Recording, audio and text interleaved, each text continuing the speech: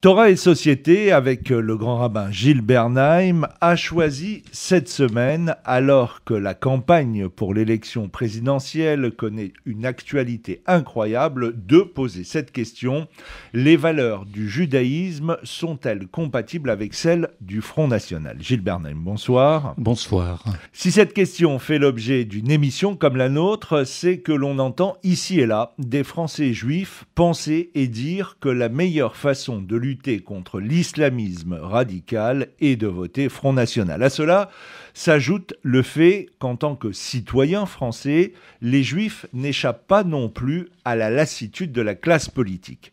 Ici viennent se télescoper plusieurs facteurs. L'oubli de l'histoire de France, des ligues fascistes de Dreyfus à Vichy, l'histoire de l'Europe, celle où les partis nationalistes faisaient, avant leur accession au pouvoir, les yeux doux à un électorat qui entendait que les malheurs qui le frappaient était la faute de l'étranger. 70 ans après la fin de la Seconde Guerre mondiale, la mémoire fait donc défaut au point d'être aujourd'hui tentée par l'inconcevable. À cela, en tant que juif, il faut ajouter que le vote en France est souvent lié à la position du candidat vis-à-vis d'Israël, ce qui, malheureusement, a fait dire à une journaliste de France Télévisions qui a interrogé Marine Le Pen: est-ce que cette dernière va retirer la double nationalité aux Juifs de France, comme si chaque Juif de France était français et israélien? C'est à ces réflexions que nous allons tenter de répondre ce soir sur Radio Shalom. Tout d'abord, que vous inspire, Gilles Bernheim, les scores très élevés du Front National dans les sondages? Les scores très élevés dans les sondages ne m'inspirent rien d'autre en tant que citoyen que ce qui inspire à beaucoup de Français qui ne sont pas en accord avec les thèses de ce parti, à savoir quelque chose d'assez inimaginable, qu'il y a d'abord, dans les sondages, plus d'une personne sur 4 qui voterait pour ce parti. Je laisse les commentaires que font les instituts de sondage et les comment et les pourquoi, les études sociologiques. C'est extrêmement élevé, ce qui veut dire que lorsqu'on marche dans la rue, il y a au minimum une personne sur 4 qui vote pour le Front National. Je ne suis ni un homme politique, ni un économiste. Je suis ici à cette antenne pour parler des valeurs juives face aux valeurs du Front National. Je suis extrêmement heurté par des comportements, par des propos, par des écritures, puisqu'il y a un projet du Front National, ce qu'on appelle un programme, et c'est aussi de tout cela que nous devons parler. Alors, justement, pour le Front National, obtenir le soutien de la communauté juive, ou du moins faire cesser son hostilité historique, relèverait d'un aboutissement sur le chemin de la dédiabolisation que voudrait impulser Marine Le Pen. Valeur historique de la pensée d'extrême droite en France, l'antisémitisme et le négationnisme ont largement contribué à façonner la mauvaise image dont pâtit encore le parti auprès de certaines franges de l'opinion. On comprend dès lors mieux les efforts déployés par les cadres du Front National à quelques semaines de la présidentielle pour apporter des gages à la communauté juive et tenter de tourner et de prouver que la page est désormais tournée. Ainsi, le 8 février dernier, 2 responsables du Front National ont répondu à l'invitation de la Confédération des Juifs de France et des Amis d'Israël, une organisation décriée par le CRIF qui refuse tout contact avec le Front National. Vous m'autoriserez à ne pas parler de cette confédération. Elle ne m'intéresse pas, et particulièrement en l'occurrence pour ce qu'elle représente ou ce qu'elle ne représente pas. Je reviens au Front National. Je reviens à Marine Le Pen, qui s'est beaucoup exprimée, qui a souhaité beaucoup de choses depuis un certain nombre d'années. D'abord, je crois qu'elle se caractérise par 3 choses.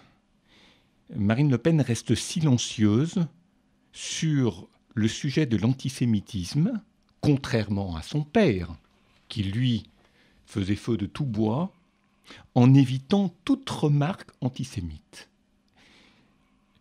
Vous savez, son père parlait des journalistes juifs, dont le nom était à consonance juive. Elle est très silencieuse là-dessus.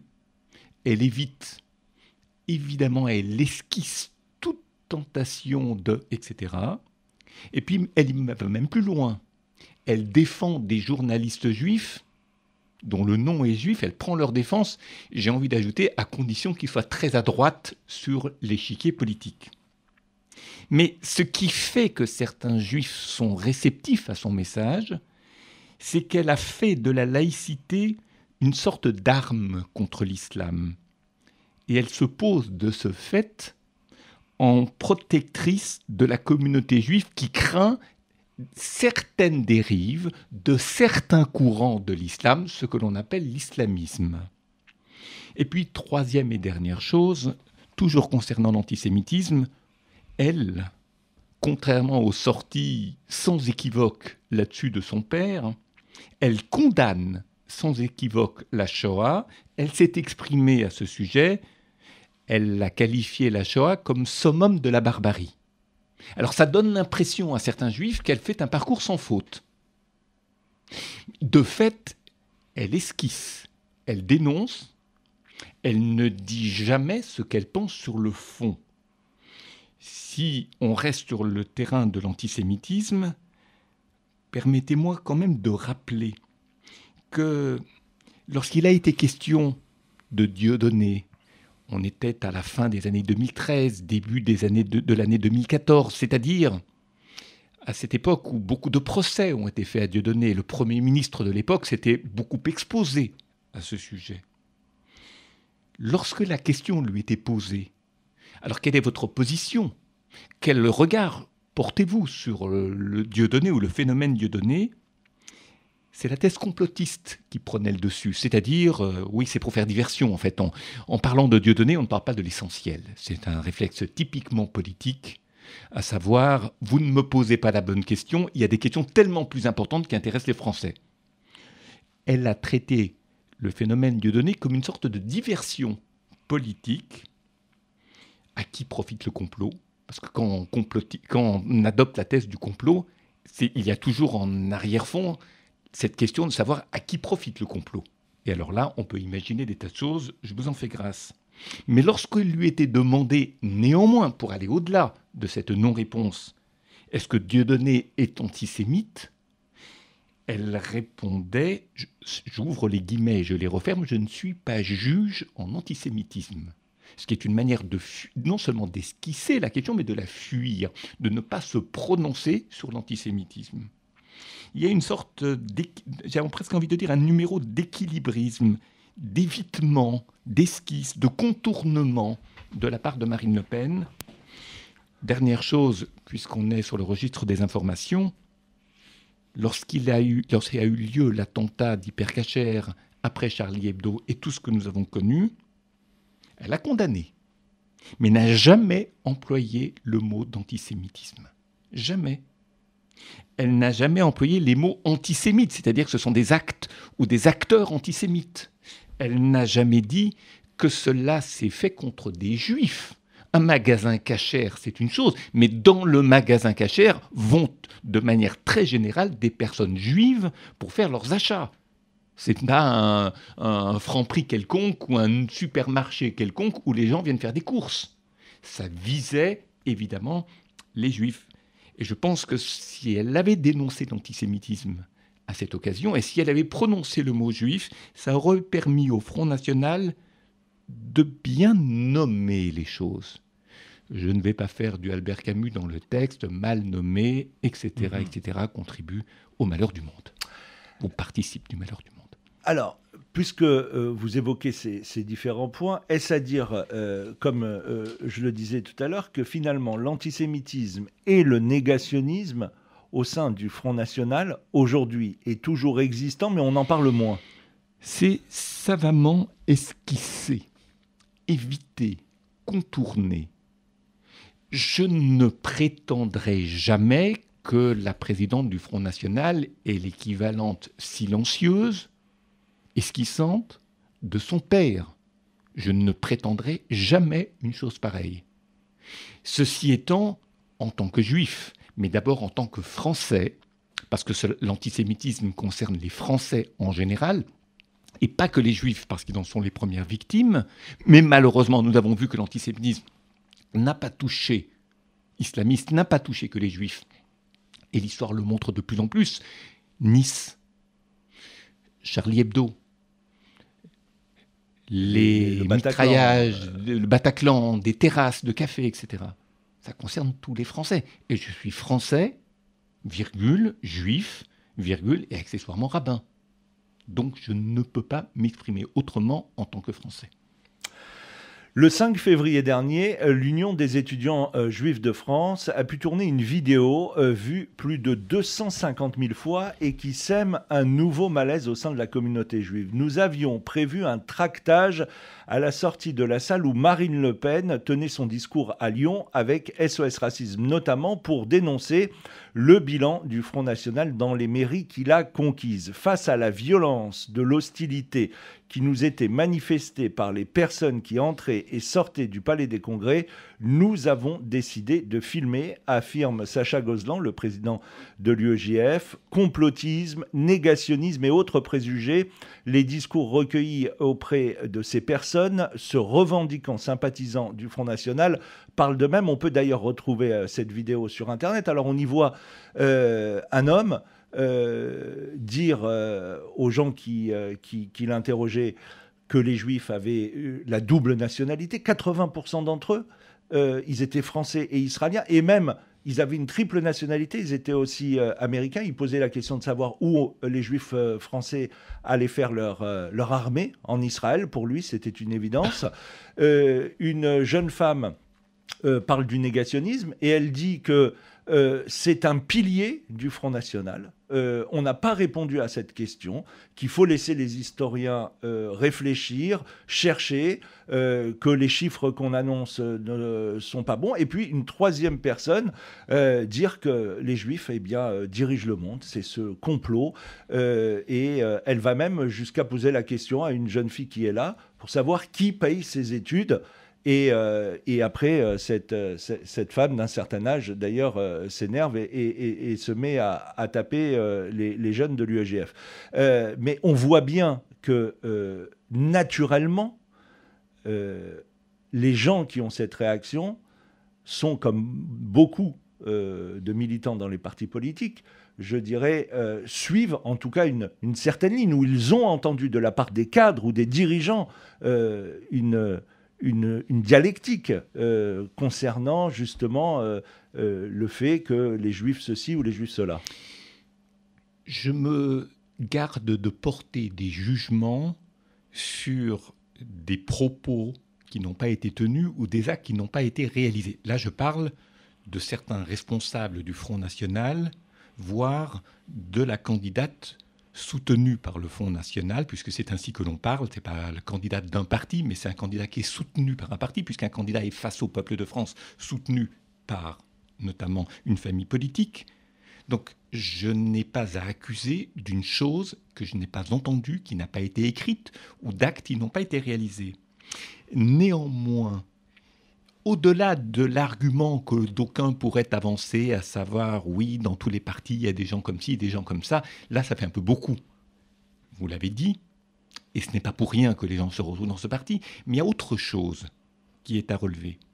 C'est que lorsque des gens qui ont des responsabilités à l'intérieur du parti, et c'est ça qui m'intéresse, lorsque des gens qui sont à l'intérieur du parti dénoncent, à un moment donné, une thèse que l'on entend beaucoup au Front National et qui, malheureusement, est soit antisémite, soit complotiste, ce qui n'est jamais très éloigné l'un de l'autre. Je donne un exemple. Je vais donner un exemple, mais ces personnes sont rarement mises en avant et lorsqu'elles produisent un texte où elles tiennent des propos, ces propos sont rapidement dénoncés, voire les responsabilités qui leur avaient été accordées sont retirées. Je prends un exemple. Il y a, c'était en 2014, à l'été 2014, un député européen du Front National, Aymeric Choprade, qui n'a pas dit que des choses heureuses dans sa vie, écrit un texte qui tord le cou au mythe de l'extrême droite du complot. Et ça a été relevé dans nombreux ouvrages de ceux ou celles qui s'intéressent aux propos de Marine Le Pen et la vie du Front National. Je pense à Taguieff, je pense à Pierre-André Taguieff, je pense à Jean-Yves Camus, je pense à Cécile Alduy, Sylvain Crépon, Nona Meyer et d'autres encore qui travaillent de très près sur ce registre. Ce député Front National européen, Choprade, écrit un texte qui tord le cou au mythe de l'extrême droite du complot et la supposée domination des Juifs. Étonnement, c'est-à-dire que les gens de bonne volonté, et les Juifs accessoirement, sont agréablement surpris. Que se passe-t-il ensuite ? Marine Le Pen dit « Cela n'engage que son auteur ». Et ensuite, Choprade est privé de la tête de délégation frontiste au Parlement européen et du poste de conseiller de Marine Le Pen pour les questions internationales. C'est quand même très symptomatique. Ce qui veut dire qu'on ne dénonce pas la thèse du complot, parce que le complot, c'est qui ? Évidemment, on va en reparler, mais à l'époque du père, le complot, c'était les communistes, c'était les francs-maçons, c'était les juifs. Ce sont des mots qu'on ne prononce plus. Mais à ces mots se sont substitués d'autres mots qu'il nous faut dénoncer, parce que ces mots créent néanmoins un très grand malaise et favorisent néanmoins cette thèse du complot, c'est-à-dire d'un adversaire qui n'a pas de visage.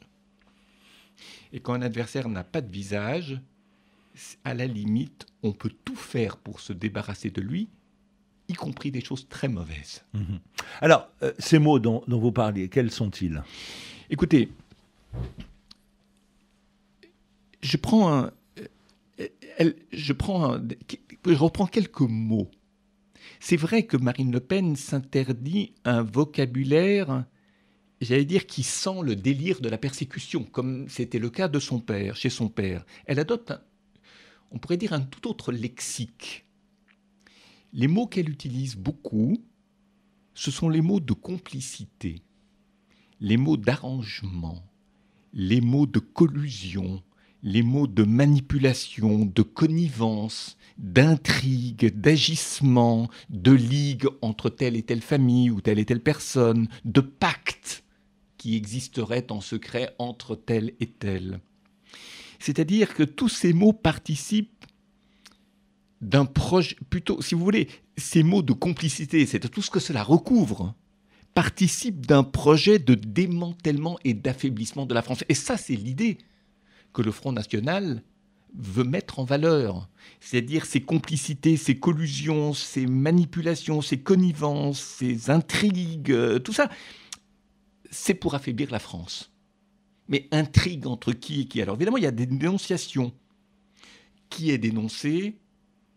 Les élites politiques. C'est un mot que le système, les puissances financières, l'Europe, l'Union européenne, j'ai envie de dire les technocrates, la ligue des technocrates, pour reprendre son vocabulaire, la mondialisation, ces sigles, l'UMPS, c'est-à-dire la droite et la gauche, et puis qu'il faut absolument sortir du jeu politique. Mais de fait, tout ça, les technocrates, la mondialisation, c'est qui la mondialisation ? C'est qui ? Ce sont qui les puissances financières ? Ce sont qui les technocrates ? L'UMPS, à la limite, 2 familles politiques, 2 partis politiques plus exactement. Mais tous les autres, j'ai envie de dire, c'est tout le monde, n'importe qui, et de ce fait, personne. C'est comme, si vous voulez, lorsqu'il y a un indifférencié dans les identités, lorsque les identités ne sont pas bien différenciées, ça vise tout le monde, donc personne. Et de fait, c'est la possibilité qui est donnée de s'en prendre à qui on veut, lorsque ça arrange la personne qui le souhaite ou le parti qui le souhaite. En juillet 2015, 4 pages d'enquête dans l'Arche, le magazine du judaïsme français, titré « Marine Le Pen et les Juifs de France ». L'article évoque une extrême droite profitant de l'inquiétude grandissante d'une partie de la communauté juive face à la montée de l'antisémitisme islamique. On retrouve même le témoignage quelque peu étrange d'une des meilleures amies de la présidente du Front National, l'artiste Chana Aghion. On se fréquente depuis plus de 10 ans. Je ne l'ai jamais entendu dire du mal des Juifs. C'est la sœur que j'aurais aimé avoir. Sollicitée sur cette question peu avant la sortie du magazine, Marion Maréchal Le Pen se décrit en jeune femme sensible à l'identité et donc sensible à ce que les Juifs font de leur identité, avant d'inviter à regarder les scores du Front National dans les quartiers dits juifs de Paris. Dans un entretien accordé à l'hebdomadaire Valeurs Actuelles, c'était en juin 2014, la présidente du Front National assure être le meilleur bouclier pour les kippas menacés de la Seine-Saint-Denis jusqu'au quartier du centre de Paris. La formule fait mouche et s'appuie sur les succès électoraux frontistes. Très bien, alors deux choses à répondre à cela. Enfin, les deux premières idées qui me viennent à l'esprit. La première, c'est que d'abord, Marine Le Pen n'est pas uniquement une personne. Elle est soutenue par un parti qui a un programme. Or, la question n'est pas tant de savoir ou d'imaginer ce que pense Marine Le Pen du fait qu'elle ne dit plus certaines choses que disait son père. C'est-à-dire des choses qui étaient négatives ou immondes. Elle surfe sur les non-dits et sur une sorte de ligne de crête où l'équilibre est très fragile et en même temps très subtil. Vous savez, elle ne s'affiche pas avec certaines personnes que nous dénonçons comme antisémites. Nous, c'est pas seulement les Juifs, bien évidemment. Elle ne s'affiche pas avec eux, elle évite de s'afficher avec eux. Elle s'affiche juste assez pour que les gens si vous voulez, le sachent, mais pas assez pour créer une esclandre. C'est-à-dire qu'elle s'affiche de telle sorte que les gens sentent que les liens ne sont pas rompus. Et elle ne s'affiche pas avec eux, mais elle dit les choses, où elle a une posture telle, où elle tourne les choses de sorte que la proximité subsiste comme s'il s'agissait de ne pas perdre un certain nombre d'électeurs antisémites au sein du parti, par exemple. Mais c'est toujours millimétré pour que ça ne crée pas d'esclandre. Maintenant, sur un autre registre qui est celui que vous parliez de la kippa, je ne parle même pas de l'interdiction de porter la kippa dans l'espace public dont il a été question ces derniers mois. Très bien. Quand je dis très bien, ce n'est pas que ça me fasse plaisir. Je ne pense pas que ça soit la chose la plus grave qui soit, dans la mesure où ça n'interdit pas aux juifs pratiquants d'avoir la tête couverte dans la rue. Ce n'est pas ça la question. Ça me met mal à l'aise parce que c'est accompagné d'autre chose. C'est accompagné d'un souhait de mettre fin à la shrita, c'est-à-dire à l'abattage rituel en France, ce qui veut dire qu'il faudra importer la viande avec les taxes, etc. Je vous fais grâce de ce que seront les conséquences défavorables, 1, pour la morale juive, et 2, pour le porte-monnaie de la communauté juive. Et puis, une chose qui n'est pas sans conséquence, et qui n'est véritablement pas anodine, le Front National souhaite en finir avec les subventions que reçoivent les associations communautaristes. Entre guillemets, communautaristes. C'est quoi communautariste ? Pour nombre de Français, la distinction entre communautaire et communautariste, non seulement elle est difficile à faire, mais parfois elle est impossible à faire.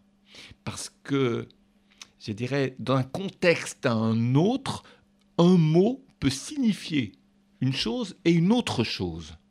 Et puis tout dépend des personnes qui animent une association. Il y a dans des associations des hommes ou des femmes qui peuvent avoir comme ça des petites tentations communautaristes, mais minuscules. Alors il suffit de le relever pour faire de cette association une association communautariste, ce qui veut dire qu'elle ne recevra plus de subventions. Je m'autorise, sans maintenant faire de commentaires et donner des exemples précis, ce qui serait particulièrement maladroit, c'est que certaines institutions de la communauté juive ou associations ont de gros soucis à se faire pour demain avec Marine Le Pen au pouvoir, si tel était malheureusement le cas. Je laisse de côté la double nationalité dont vous avez très justement parlé, ou l'interdiction de la double nationalité, mais il y a toujours, et je crois qu'il est important d'insister là-dessus, ce mot complot, c'est-à-dire cette thèse complotiste qui est très présente dans l'état d'esprit et dans la manière de parler de ce parti politique. Et vous savez, lorsqu'on parle de complot, j'ai repris les mots de Marine Le Pen tout à l'heure, qui n'étaient plus les mêmes que ceux de son père, qui parlait des communistes, des mondialistes, des européistes, des francs-maçons. Je ne reviens pas même sur les juifs, soit. C'est les complots des lobbies, c'est des organisations secrètes, sortes de sectes. Les syndicats aussi étaient visés. L'international, c'est-à-dire l'immigration, était visée. Là, j'ai dit que c'était plus subtil, sens de l'esquisse, autre lexique, mais sur le fond, la thèse du complot suggère qu'il n'y a pas, si vous voulez, au déclin de la France, de multiples causes. Il y a une cause unique, c'est un complot qui vise à déstabiliser la France. Que l'on ne sache pas les composantes, c'est-à-dire ce qui compose cette cause unique, mais c'est la thèse du complot, c'est-à-dire tout est fait pour qu'on ne puisse pas retrouver. C'est-à-dire c'est tellement multiple, varié, non qualifié, sans nom, etc., que c'est tout le monde et personne à la fois. Je l'ai déjà dit tout à l'heure. Mais ça, si vous voulez, c'est une sorte de causalité diabolique. C'est-à-dire, il y a une cause diabolique qui favorise le déclin de la France. J'ai envie de dire, et elle est peut-être à l'œuvre au Front National, mais elle est l'apanage aussi de toutes les extrêmes droites.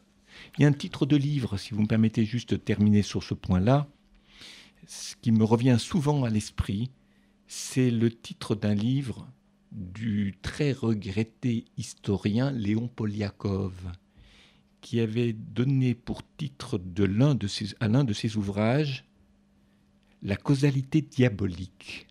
C'est exactement la thèse du complot. Et il mettait en sous-titre une expression que je trouve lumineuse, et dont il faut se souvenir aujourd'hui, essai sur l'origine des persécutions.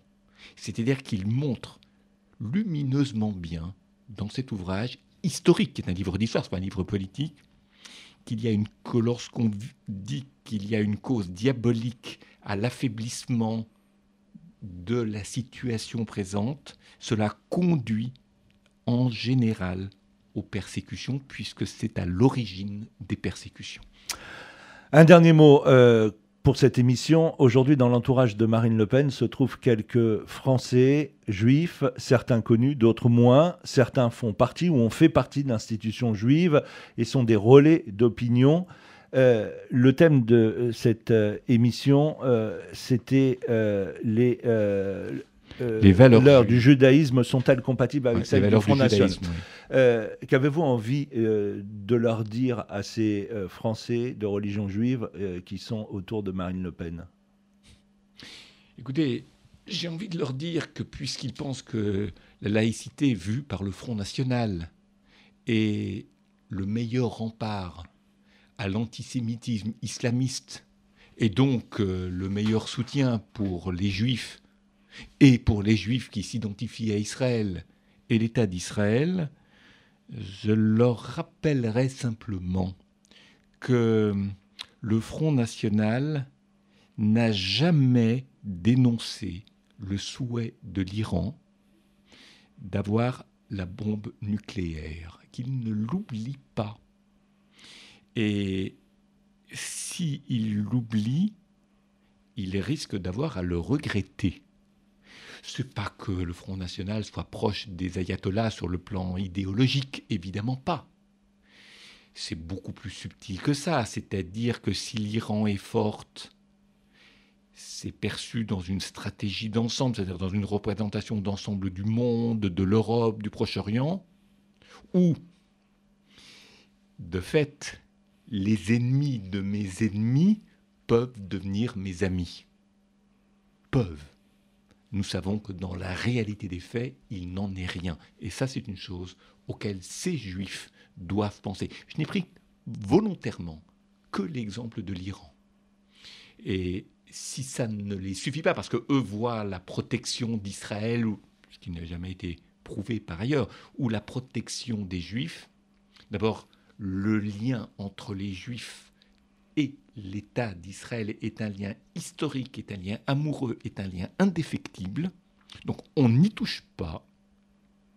Et protéger les Juifs tout en favorisant ceux qui peuvent être les pires ennemis des Juifs est pour le moins très irresponsable. J'ai bien conscience que je suis sorti de mon discours simplement de valeur, discours de rabbin, mais il y a des moments de l'histoire et de l'histoire de la communauté juive, mais de la société française où l'on ne se tait pas.